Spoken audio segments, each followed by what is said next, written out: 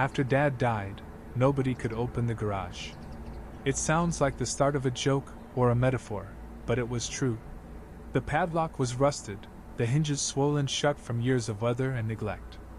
My uncle tried with bolt cutters. The realtor brought in a locksmith. Even the city inspector had to go. Nothing. It just sat there. Sealed. Waiting. They told me to leave it. Sell the house as is. It's just a garage, they said. You don't need whatever's in there. But that wasn't true. Because my father hadn't just locked it physically. He'd locked it emotionally, spiritually, whatever you want to call it. When I was 12, he stopped parking inside. When I was 14, he stopped going in at all. When I turned 15, he nailed the door shut from the inside. I never saw him in there again. And then he died. A sudden stroke, they said. Alone, on the back porch. Coffee still warm beside him. It was as peaceful an ending as a man like him could have hoped for. But that garage, it haunted me. Because I remembered what it used to be. Before everything cracked and slipped through our fingers, it was his place. His music played loud enough to rattle the windows. The smell of sawdust and gasoline and that cheap cologne he only wore when Mom wasn't home. He taught me how to hammer a nail there. How to change a spark plug. How to swear softly when something wouldn't fit. It was where I first saw him cry. And the last place he ever hugged me. So yeah, I needed to get in. I moved into the house alone. It felt like squatting inside someone else's memory. The wallpaper peeled like old skin. The hardwood creaked like it remembered arguments I'd tried to forget. The garage door taunted me. Day 2, I brought out a crowbar. Day 3, I drilled through the padlock. Day 4, it gave way with a groan that felt like the house exhaling. And what I found inside wasn't tools or boxes or some hidden stash of money. It was clean. Too clean. The walls were bare. The workbench empty. Just a single stool in the center, and on it, a tape recorder. Next to it, a note. Play me if you still care. My hands trembled. I pressed play. If you're hearing this, it means you got in. Good. I was hoping you would. I needed to know if you'd care enough to try. His voice. Older. Softer than I remembered. Like time had folded him inward. I didn't know how to leave you anything real. So I left this. One tape, one stool, one room. I figured that's more honest than what I gave you in life. I sank to the floor. The voice kept going. Every week for the next 10 weeks, a new tape will be here. Each Friday. Same spot. If you want to know who I really was, wait for them. If not, shut the door and walk away. No shame in that. Just know I tried in the only way I knew how. Click. Silence. I sat there for hours, waiting for the feeling to pass. It didn't. Because suddenly, I wasn't just grieving the man who left. I was waiting for the one who never told me why. And I already knew I'd be back next Friday. I didn't sleep that night. Not really. I laid in bed with the weight of that garage pressing against my chest like a cinder block. I kept thinking about the recorder, about his voice, so familiar and yet foreign. I hadn't heard it in years, and suddenly it felt like he was living again, somewhere just behind the wall. I avoided the garage for the next few days, half expecting the tape to disappear like I'd imagined it. But it didn't. Every time I walked by that door, the memory of his voice echoed through me, low and bruised with regret. Friday came, like a ticking bomb. I woke up early, made coffee, black, bitter. Just like he drank it. I waited. Paced. Ate nothing. By noon, I couldn't stall any longer. I walked into the garage with my heart in my throat. There it was. Tape number 1. Lying on the stool. No note this time. Just his handwriting on the label. Start here. I pressed play. Eli. It's weird calling you that again. I used to whisper your name when I was drunk, like it was a prayer or a curse. Depends on the night. I know you think I abandoned you. And maybe I did. But I need to tell you why. Or at least try. When your mother and I split, I thought leaving would save you. I didn't think I deserved to be around you. You were too good. Too open. I didn't want to infect you. So I became a ghost. I told myself that if I stayed away, you'd learn to be strong without me. I thought I was doing you a favor. I paused the tape. My hands shook. That old anger flared up inside me like a match thrown on dry leaves. He thought leaving was a favor? I pressed play again. You were 5 the first time you told me you hated me. I laughed. Not because it was funny, but because I knew I deserved it. I kept every drawing you ever made. They're in a box in the attic. I couldn't throw them out. Couldn't look at them either. I guess that's the kind of man I was. Too weak to show up. Too proud to ask to come back. This tape isn't an apology. It's just the beginning. Click. Silence. I sat there, holding the recorder like it might bite me. My fingers tingled. My throat burned. I wanted to scream. I wanted to cry. I wanted to rewind the tape and smash it against the wall. But I didn't. Instead, I listened to it again. And then again. I couldn't explain it. I hated him. I missed him. I wanted to understand him, and I wanted to shove all those words back down his throat. That night, I went up to the attic. It took hours, digging through dust and cobwebs. But I found the box. Inside, every scribbled mess I'd ever drawn. Dinosaur stick figures. A family portrait with 3 lopsided smiles. A birthday card that read, in my childish scrawl, "To Daddy, don't be mad today." He'd kept it all. And I realized maybe he hadn't been gone. Not completely. Maybe he just didn't know how to be here. I brought the box down. Left it on the kitchen table. Sat beside it. Waited for next Friday. Because part of me still wanted to walk away. But a bigger part wanted to keep listening. And for the first time in my life, I felt like maybe he wanted me to. The next Friday came faster than I expected. That week, I kept thinking about the word ghost. That's what he'd called himself. A ghost. But ghosts don't leave boxes full of crayon drawings. Ghosts don't remember birthdays they didn't show up for. Ghosts don't record tapes with shaking hands. He hadn't disappeared. He'd gone underground. Hidden beneath guilt and silence and maybe, just maybe, a kind of love that terrified him. By Friday morning, I was already dressed, already holding coffee before the sun finished rising. I waited for the light to spill through the blinds before walking out to the garage. The second tape was waiting. A little dusty. Same stool. Same weight in my chest. This one was labeled, Tape Number 2, Things I Never Meant to Break. I pressed play. There was a shelf in the garage you made me for Father's Day. You were 7. Nailed it together with crooked pieces of pine. It tilted to one side. Still held everything I needed. I kept it up until the day I nailed the door shut. That was the day I broke the coffee mug you made me. The one with your handprint painted like a turkey. You handed it to me, proud as hell. And I dropped it. You thought I did it on purpose. You stopped talking to me for 3 days. I didn't do it on purpose, Eli.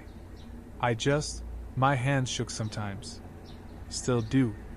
From the drinking. From nerves. From shame. I know I broke more than that mug. I paused it. Looked around the garage. Tried to picture the shelf. Couldn't. I remembered the mug though. I'd buried the memory.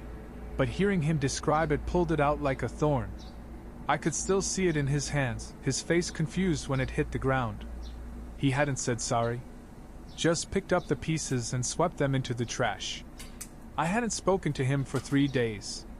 That part was true. Back then, I thought it was rage. Now I think it was disappointment. I pressed play again. There's a reason I never let you back into the garage. It stopped being a workshop. Became a shrine. A confession booth. A place to sit with the things I didn't want your mother to see. I built things here. Wrote things. Talked to myself. Cried. Not often, but enough. It was the only place that felt like mine, and even that started to rot from the inside. I wanted to fix what I broke.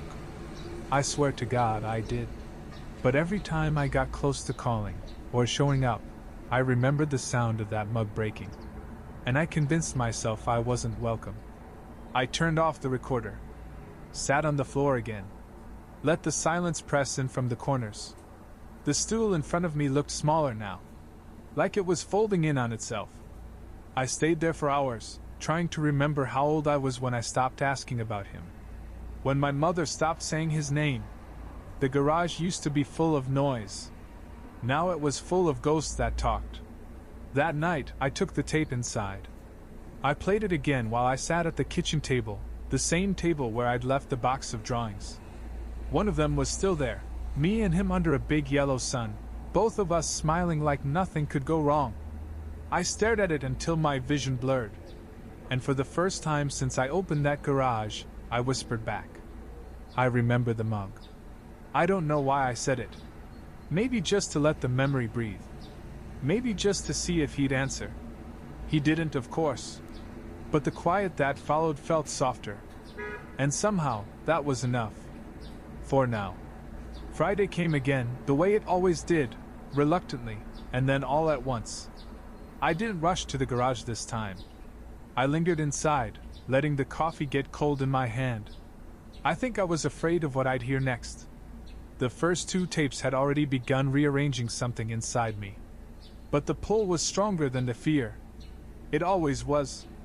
The third tape was there, tucked neatly in the center of the stool, like it had grown there. Tape number 3, Where the Hurt Went. I pressed play. Do you remember the blue blanket you had as a kid?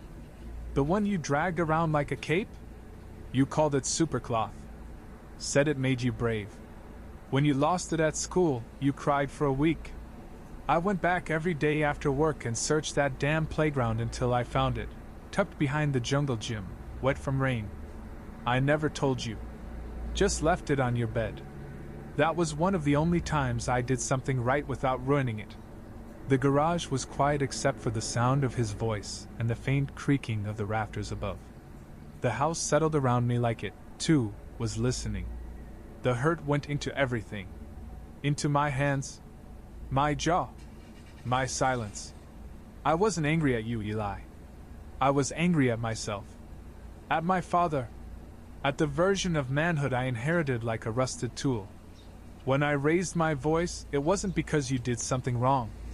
It was because I didn't know how else to keep the pain from flooding the room. I paused the tape. The air felt heavier. Because I did remember the blanket. I remembered waking up and seeing it there again, believing some kind of magic had returned it to me. I never considered it might have been him. I never imagined he'd done something good and then said nothing. I used to sit in this garage and write letters to you. Hundreds. Never mailed. I wasn't trying to avoid the consequences. I didn't believe I deserved to be forgiven. The hurt went everywhere. But the worst of it, the deepest cuts, I'd put those in myself. Click. That was it. I didn't cry this time. I didn't rage or collapse or even leave. I sat there and whispered, "Thank you?" Because even if it was late, even if it was too late, he was telling the truth. And the truth has a way of lifting even the oldest pain, just a little. That night, I found an old notebook in a drawer upstairs. Inside were those letters he mentioned. Some dated. Some not. Most of them started the same way. Eli, I don't expect you to ever read this. But I did. Every single one. And somewhere between the guilt and the ink, I started to see the man he might have been. Not the ghost. Not the stranger. But the man who hurt, and tried, in secret, to heal. And maybe, in reading them, I was doing the same. I didn't expect the fourth tape to hurt more than the others, but it did. Maybe because by the time I pressed play, I had started to see him differently. Not as the man who broke everything, but as the one who stayed broken too long. The label this time was smudged, as if it had been handled too much. Tape number 4, What I Took With Me. I left with nothing. That's probably what you thought. But it's not true. I took your photograph. The one with your missing front tooth, and the wild hair, and the chocolate on your face. It was in my wallet until the day I died. I took the guilt too. The kind that doesn't fade. The kind that shows up when you're holding a beer at a cookout and suddenly can't breathe because someone says their kid just started school. I could see it, him, alone at some barbecue, pretending to laugh with friends, when a passing sentence knocked the air right out of him. I took the silence. Your silence. Every year you didn't call, every time I remembered your birthday and did nothing about it, I carried that with me like a stone in my chest. I never stopped wanting to come back. I just didn't know how to be anyone else but the man I was when I left. Click. I stared at the recorder. He hadn't changed the way I needed him to. But he knew. He knew. And maybe that was its own kind of repair. I walked out of the garage, tape still playing in my mind, and sat on the front steps until the light left the sky. Somewhere in those quiet hours, I stopped needing him to say sorry. I just needed to hear him carry it. And now I knew he had. By the fifth Friday, I had stopped pretending this was about curiosity. It had become a ritual, like confession, but in reverse. He was the one speaking, and I was the one being absolved. Or maybe we were both just bleeding into the same silence. Tape number 5 was already there before I got to the garage. I wondered if someone else was placing them. If Marianne or Tyler or some half-forgotten friend of his was helping make this happen. But the truth was, I didn't want to know. It felt better not knowing. More sacred. The label read, Tape number 5, the sound of the door closing. I sat on the cold floor, hit play. There's a sound I still hear in my dreams. The sound of the front door slamming the night I left. You were standing on the staircase. You had your hands clenched into fists. You were 12. You didn't cry. That made it worse. Your mother said I couldn't stay the night. She was right. I was too angry. Too drunk. I thought she was the enemy. But it wasn't her. It was everything. The job I hated. The family I didn't know how to hold. Myself. When the door closed behind me, it didn't just end a chapter. It started the silence. I pressed pause. My throat was tight. I remembered that night. The dinner burned. My mom yelling through her teeth. Him swearing under his breath, louder each time. And me, stuck halfway down the stairs, praying someone would see me and say my name. No one did. I used to walk by that house sometimes. Park down the street and just stare. Sometimes I saw you through the window, watching TV. Once, doing homework at the kitchen table. You looked like your mother, but your shoulders, you got those from me. I wanted to knock. Just once. Just to say, hey, I still see you. But I didn't. Because I didn't want you to see what I had become. Sometimes I wonder if the sound of that door closing is what split me in half. One part of me kept walking. The other stayed outside, just waiting for someone to open it again. Click. That night, I dreamed of that door. But in the dream, I was the one leaving. Not him. And when I turned back, the door was open. He was sitting at the table with his head in his hands. And I said, "It's okay. You can come back now." When I woke up, my face was wet. But it wasn't a sad kind of crying. It was like something inside me had finally made room for the sound. And maybe, in hearing it again, I could finally let it stop echoing. Friday arrived slower than usual, dragged behind a week of gray skies and the kind of cold that settles in your bones. I thought I'd feel numb by now, like maybe the shock of each tape would wear off. But when I opened the garage and saw tape number 6 waiting, the familiar ache returned. A knot in my stomach. That tightness in my throat. The label was different this time. Neater. Less rushed. Tape number 6. The things I never said. I pressed play. Eli, you were 10 the first time I wanted to tell you I was proud of you. You had built a little model rocket out of cardboard and duct tape. You showed it to me like it was the most important thing in the world. I told you it looked messy. I saw the light leave your face. What I meant to say was, I was amazed. You made something. From nothing. Just like I used to.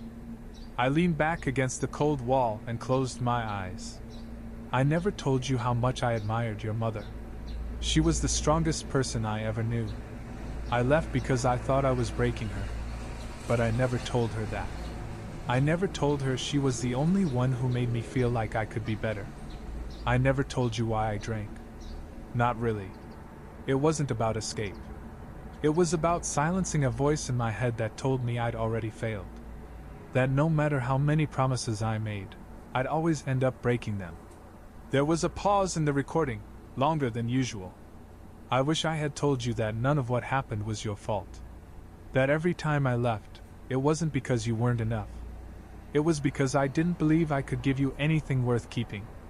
I never said I loved you because I didn't know how to say it without feeling like a liar. But I did. Every single day. I still do. Click. This time, I didn't cry. I sat there in the quiet, letting every unsaid word settle in the room like dust. And I thought about all the things I hadn't said either. That I hated him. That I needed him. That I wanted to forgive him, but I didn't know how. I walked back inside and found an old notepad in the junk drawer. I sat at the kitchen table, just like he once watched me do from the car across the street, and I wrote, "Dad, you weren't there. But I see you now." And I left it on the garage stool, just in case he was still listening. The tape was already playing when I opened the door. I hadn't pressed anything. It was just playing. There was one good day. You probably don't remember it. But I do. You were 9. Your mom was out of town, and I actually got the weekend right. I picked you up on time. We drove out to the lake. I packed sandwiches, but forgot the drinks. You didn't care. You said it was the best day of your life. I sat down slowly, like I might spook the memory. We skipped rocks. You made up a story about how each ripple was a secret going home. I told you that was the smartest thing I'd ever heard. I meant it. I didn't drink that weekend. Not once. The garage felt warmer somehow. Like the story filled the air, pushing back the cold. I keep replaying that day. Because it's the only one I don't want to rewrite. The only one I got right. Click. I looked around the room and whispered, "So do I." Even if I didn't remember it clearly. Even if it hurt more to know it had existed. Because even a single good day can carry a lifetime of weight. The tape was already playing when I opened the door. I hadn't pressed anything. It was just playing. There was one good day. You probably don't remember it. But I do. You were 9. Your mom was out of town, and I actually got the weekend right. I picked you up on time. We drove out to the lake. I packed sandwiches, but forgot the drinks. You didn't care. You said it was the best day of your life. I sat down slowly, like I might spook the memory. We skipped rocks. You made up a story about how each ripple was a secret going home. I told you that was the smartest thing I'd ever heard. I meant it. I didn't drink that weekend. Not once. The garage felt warmer somehow. Like the story filled the air, pushing back the cold. I keep replaying that day. Because it's the only one I don't want to rewrite. The only one I got right. Click. I looked around the room and whispered, "So do I." Even if I didn't remember it clearly. Even if it hurt more to know it had existed. Because even a single good day can carry a lifetime of weight. Part 9, tape number 8, The Man I Should Have Been.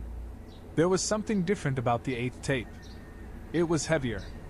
Maybe that was in my head, but still, I noticed it. The label read, "Tape number 8, The Man I Should Have Been." I used to believe I was meant for more. That if I could just stop screwing everything up, I might become someone people could count on. But I was always chasing shadows. A promotion. A clean record. A good year. But all those things I chased, they weren't the real measure. You were. I should have been a man who stayed. Who showed up.